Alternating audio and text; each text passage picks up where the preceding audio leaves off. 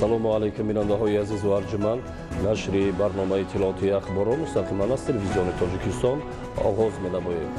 дар оғоз таваҷҷӯҳ намоед ба сархати хабарҳои имрӯз.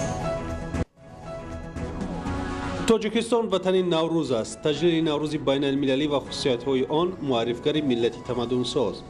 4 давр ва 7 номинатсия ҳамасола дар Тоҷикистон озмуни ҷумҳуриявии илм, фуруғи маърифат гузаронида мешавад. тақвияти иқтидори истеҳсолӣ ва рушди саноати миллӣ, татбиқи ҳадафи 4-уми миллии саноатикунонӣ бо суръати мамлакат.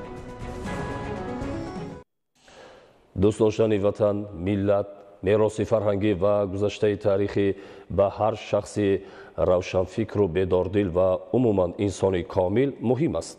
ватандӯстию меҳанпарастии ҷавҳарест ки дар қалбу ниҳоди инсони худшинос ҷой гирифта барои анҷом додани амалҳои неку созанда, бунёдкориву ободонӣ, ҳифзу ҳимояи сарзамини аҷдодӣ ва пойдории сулҳу осудагии диёр инсонро раҳнамоӣ мекунад. зулфия раҳимзода оид ба моҳияти ватандӯстӣ гузориш медиҳад.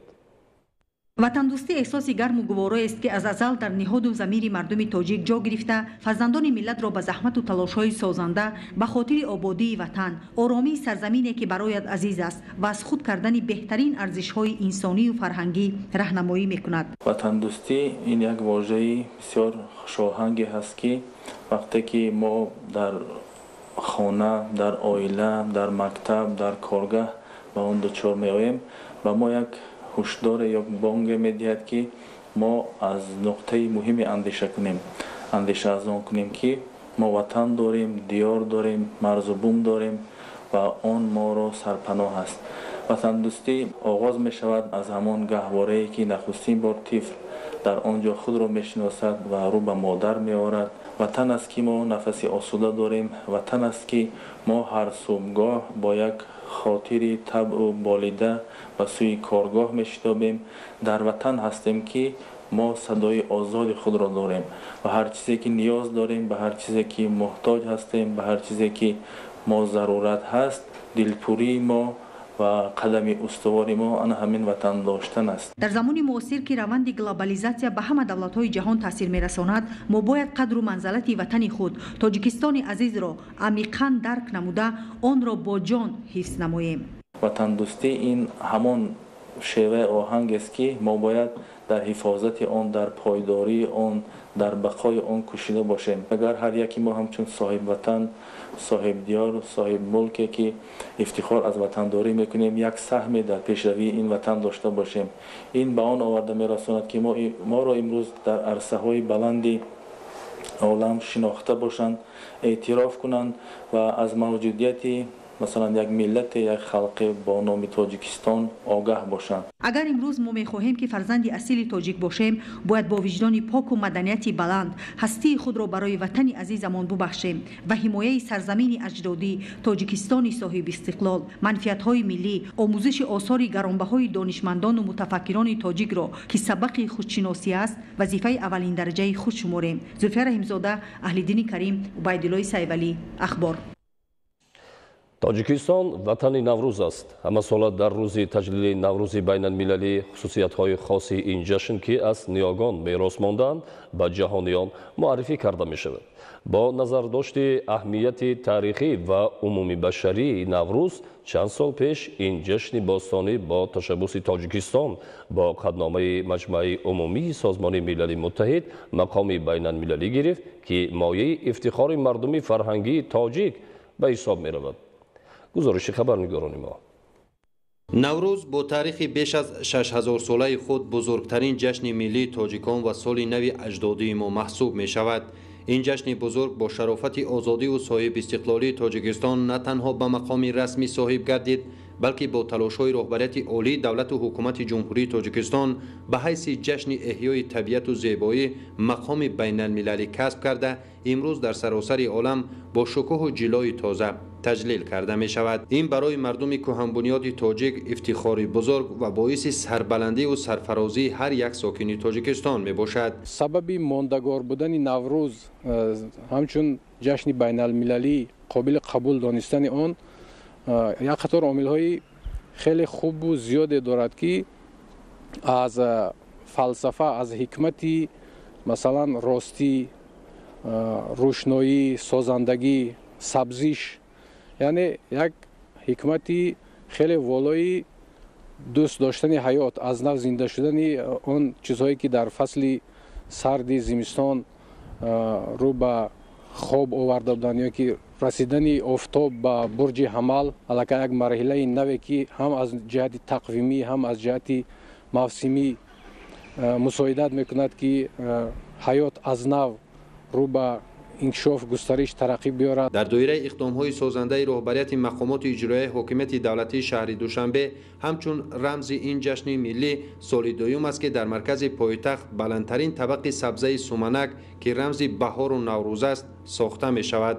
баландии суманак 30 метрро ташкил дода, паҳноии табақи он 16 метрро дар бар мегирад. суннатҳои хоси ҷашни наврӯз анҷоми амалҳои созанда ба хотири боз ҳам ободу пешрафти сарзамини аҷдодӣ, тозаву озода намудани манзили зист, сарсабзу гулпӯш кардани хиёбону майдонҳо дар тамоми қаламрави ҷумҳурӣ мебошад. абдулҳамиди назир, мақсади мақсад, ахбор. бо назардошти талаботи замони муосир ва дар заминаи шароиту имконоти мавҷуда омода кардани мутахассисони ҷавобгӯи талабот иқдом гирифта шуд ки байни хонандагон, донишҷӯён ва намояндагони касбу кори гуногун озмуни ҷумҳуриявии илм фуруғи маърифат ташкилу бароҳ монда шавад. гузориши хабарнигорони мо. роҳандозӣ ва баргузор намудани озмуни илм фуруғи маърифат дар мамлакат бо ҷалби хонандагони муассисаҳои таҳсилоти миёнаи умумӣ, донишҷӯёни муассисаҳои таҳсилоти ибтидоӣ, миёна ва олии касбӣ ва намояндагони касбу кори гуногун дар баробари баландбардоштани савияи дониши онҳо барои пешрафту тараққиёти минбаъдаи соҳати мухталиф замина фароҳам месозад. мақсади асосии ҳамин озмун ҳамин аст ки пайваст кардани илм ба истеҳсолот ва дарёфти кадрҳо, яъне ки ҷавонҳо ихтисосмандҳои хуб аз байни иштирокчиёни озмун. агар ихтисосмандҳои фанҳои равияи табиатшиносӣ, дақиқ, риёзӣ, аз қабили химия, физика чӣ қадар ихтисосмандҳои хуб бошанд, чӣ қадар кадрҳое ки ба бозори ҷаҳонӣ имрӯза талабот ҷавобгӯ бошанд, барои пешрафти иқтисодиёти давлат ва кишвар метавонад ки як такони ҷиддие диҳад. иқдоми мазкур ҷиҳати баргузории озмуни ҷумҳуриявии илм фуруғи маърифат дар доираи амалисозии 20-солаи омӯзиш ва рушди фанҳои табиатшиносӣ, дақиқ ва риёзӣ дар соҳаи илму маориф сурат мегирад ки тақозои замони муосир аст. баргузории озмуни мазкур дар 4 давр ва аз рӯи 7 номинатсия баробари рушди тафаккури техникӣ ва сеҳ намудани ҷаҳонбинии илмӣ, дастрасӣ пайдо намудан ба техникаву технология, тавсеяи ихтироъкорӣ ва навоварӣ, пайвасти илм бо истеҳсолот, ҷалби бештари хонандагону донишҷӯён ва дигар қишрҳои ҷомеаро ба омӯзиши фанҳои табиатшиносӣ, дақиқ ва риёзӣ беш аз ҳар вақти дигар зиёд менамояд. озмуни ҷумҳуриявии илм фуруғи маърифат заминаи боэътимодиро дар рушди минбаъдаи технология ва навоварӣ дар самтҳои илмиву техникӣ фароҳам меорад ки дар шароити феълӣ амалӣ кардани тадбири муҳим боз як қадами устувор ба сӯи рушду тараққиёти бесобиқаи мамлакат хоҳад буд. идомаи ахбор. татбиқи амалии ҳадафи чоруми миллии саноатикунонӣ бо сурати мамлакат ба тақвияти маҳсулоти ивазкунандаи воридот заминаи воқеӣ гузошт. натиҷа ҳамин аст ки имрӯзҳо ашёи хоми маҳаллӣ то марҳилаи 니ҳоӣ дар корхонаҳои хурду бузурги истеҳсолӣ коркард мегардад. яке аз чунин корхонаҳои саноатӣ дар шаҳри душанбе ин ҷамъияти дорои масъулияти маҳдуди ноқили талко мебошад. ҳоло дар ҷамъияти дорои масъулияти маҳдуди ноқили талко беш аз 250 номгӯи ноқилҳои алюминӣ, рӯйпӯш ва берӯйпӯши камшиддат, миёнашиддат ва баландшиддат истеҳсол мешавад ки солҳои охир талабот ба ноқили тамғаҳои гуногун дар ҷумҳурӣ ва хориҷи кишвар хеле зиёд гардидааст. таъкид шуд дар вохӯрии масъулони корхона бо соҳибкорон ва намояндагони ширкатҳои сохтмонӣ. зимни суханронӣ таъкид гардид ки дар заминаи тадбиқи ҳадафи чоруми миллӣ саноатикунонӣ бо суръати мамлакат ва дастуру супоришҳои пешвои миллат, президенти ҷумҳурии Тоҷикистон муҳтарам Эмомалӣ Раҳмон ва дастгириҳои давлатӣ нисбат ба бахши хусусӣ ва имтиёзҳои муқаррар намуда, фаъолияти соҳибкорӣ дар мамлакат ба тадриҷ рушд карда, дар ин раванд масъулони ҷамъияти дорои масъулияти маҳдуди ноқили талко низ иқтидори истеҳсолии корхонаро афзоиш дода, барои қонеъ кардани талаботи бозори дохилӣ бо ноқилҳои гуногун тамға ва содироти ин навъи маҳсулоти ватанӣ ба хориҷи кишвар аз ҳарвақта дида бештар талош доранд. маврид ба ёдоварист ки асосан ноқилҳои истеҳсолкардаи корхона дар нерӯгоҳҳои хурду бузурги барқӣ, зеристгоҳҳо, хатҳои баландшиддату миёнашиддати интиқоли қувваи барқ, шабакаҳои барқии байни минтақавӣ, байни шаҳру ноҳияҳо, дар дохили шаҳру навоҳӣ, инчунин барои биноҳои маъмуриву истиқоматӣ ва маишиву хизматрасонӣ пешбинӣ шуданд. ҳадаф аз баргузории ҷамъ омад муаррифии ноқилҳои барқии истеҳсоли ватанӣ ва ба ин васила ба роҳ мондани ҳамкории зич байни истеҳсолкунанда ва истеъмолкунандагон мебошад. дар вохӯрӣ намояндагон аз фонди дастгирии рушди соҳибкорӣ ва дигар ширкату ҷамъиятҳои самти фаъолияташон марбут ба саноату сохтмон иштирок ва суханронӣ намуданд. масъулон таъкид доштанд ки барои истеҳсоли ноқилҳои барқӣ маҳсулоти хом яъне алюминии аввалия ба корхона дастрас гардида то марҳилаи ниҳоӣ коркард мешавад ки дар натиҷа маҳсулоти босифати ватанӣ ки ба талаботи меъёрҳои ҷаҳонӣ мутобиқ аст истеҳсол ва ба мизоҷон пешниҳод мегардад. тамоми номгӯи ноқилҳои барқии корхона дорои сифати баланд буда муҳлати истифодаи тӯлонии он кафолат дода мешавад. қобили таъкид аст ки маҳсулоти истеҳсолии корхона дорои сертификати мутобиқат аст ва дар озмоишгоҳи замонавӣ сифати он санҷида мешавад. озмоишгоҳи ҷамъияти дорои масъулияти маҳдуди ноқили талко дар ҷумҳурии тоҷикистон бо салоҳияти техникӣ мутобиқи талаботи байналмилалӣ амал мекунад ва сифати маҳсулотро дар раванди истеҳсолот назорат карда ҳама намуди озмоишҳои маҳсулоти тайёри ноқилҳои барқиро анҷом медиҳад.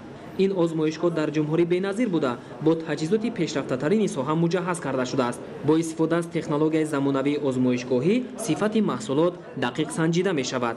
ноқилҳое ки мо дар корхона истеҳсол менамоем ба талаботҳо ҷавобгоҳ ҳастанд, чунки аз озмоишгоҳ аз сар карда аз нуқтаи аввал то омода шудани аз озмоиш гузаштаанд ва ба ҳама талаботҳое ки пешниҳод гардида ҷавобгоҳ мебошанд. талаботҳое ки ба стандартҳои байналмилалии амрико ва аврупо мутааллиқ ҳастанд, тибқи он стандартҳо мо озмоишгоҳи ноқилҳои истеҳсолшавандаро мегузаронем. ҳамаи озмоишгоҳи мо дар ин озмоишгоҳ гузаронида мешавем шаффоф ҳастанд, худи муштариён инро мушоҳида мекунанд ва он талаботҳое ки ҳаст мо онро дар сатҳи баланд иҷро мекунем.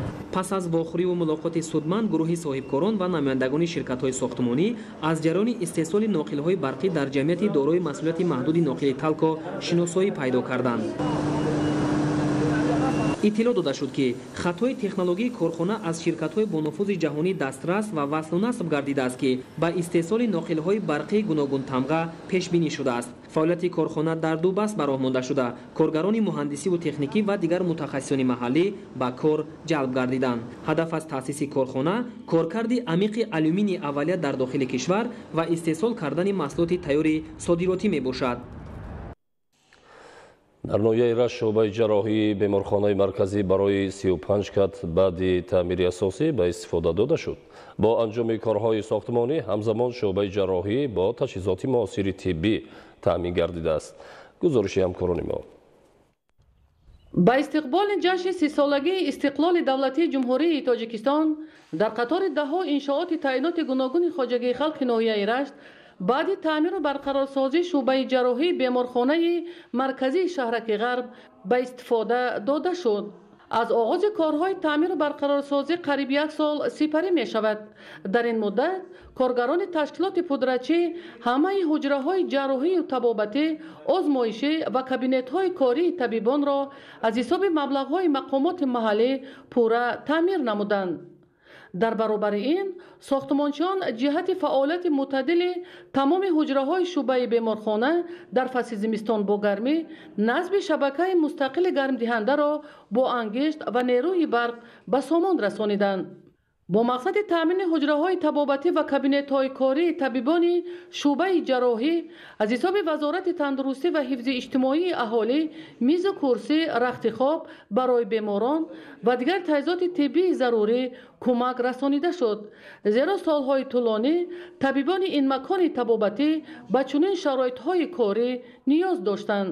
бо дастгирӣ бевоситаи ҳукумати ҷумҳурии тоҷикистон, вазорати тандурустӣ ва ҳифзи иҷтимоии аҳолии ҷумҳурии тоҷикистон ва мақомоти иҷроияи ҳокимияти давлатии ноҳияи Рашт ин рӯзҳо мо шоҳиди он ҳастем ки шуъбаи ҷарроҳии беморхонаи марказии ноҳияи Рашт ки дорои 35 кати бистарӣ мебошад аз таъмири асосӣ бароварда шуда бо таҷҳизотҳои тиббии зарурӣ таъмин карда шудааст ва барои баланд бардоштани сатҳи хизматрасонии тиббӣ ба аҳолии на танҳо ноҳияи Рашт, балки барои тамоми минтақаи Рашт хизмати خدمت خواهد رسوند و این ما رو طالبان رو وادار می‌سازد که بهره بلند برداشتن سطح و صفت خدمترسانی طبی به اهالی ناحیه و منطقه باز هم کوشش و غیرت نماییم.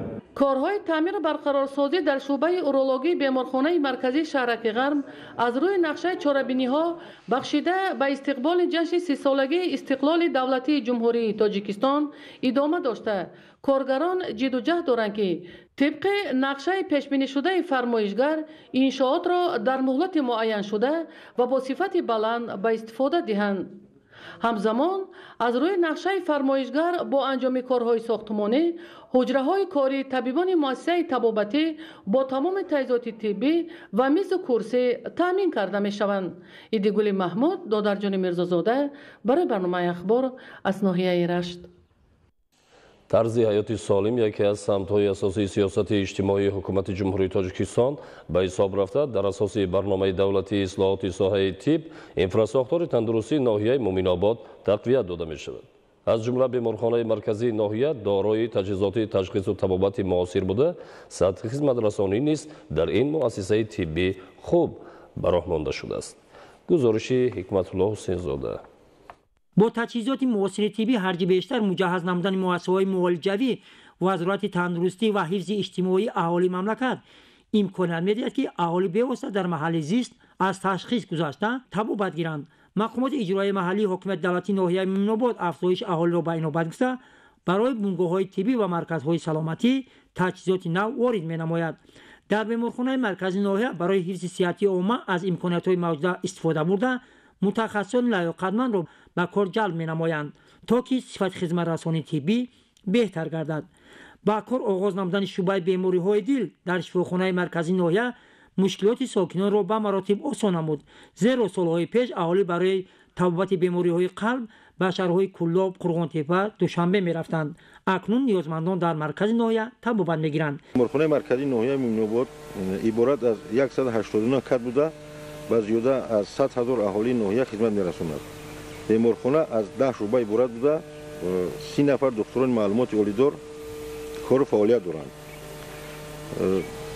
در سال روان از طرف وزارت تندرستی و حفظ اجتماعی اهالی جمهوری تاجیکستان با بیمارخانه ما دستگاه رنگینی رقمی دسترس کرده شد که این به سطح و صفت خدمترسانی در ناحیه و اهالی رول کلان را می‌بازد. ما طبیبان از دستگیری‌های دولت و حکومت می‌ندار هستیم. کارمندان بیمارخانه مرکزی ناحیه مومن‌آباد کوشش می‌نمایند که سطح خدمترسانی طبی را به اهالی باز هم بهتر نموده در صحت مردم سهمگذار باشند. حکمت الله حسین زاده از ناحیه مومن‌آباد ولایت ختلان برای برنامه اخبار. ادامه اخبار. در شهر استرافشان زیاده از 200 نمود کسب و هنر موجود است. در همین زمینه مسئولان بخش مؤسسه دولتی مرکزی تعلیمی کلانسالان تاجیکستان در شهر استرافشان با آموزاندن کسب‌های معاصر به خواهشمندان وابسته به طلبات بازار مهنت فعالیت می‌نمایند. ادامه موضوع در گزارش مضبوط بابازاده از شهر استرافشان.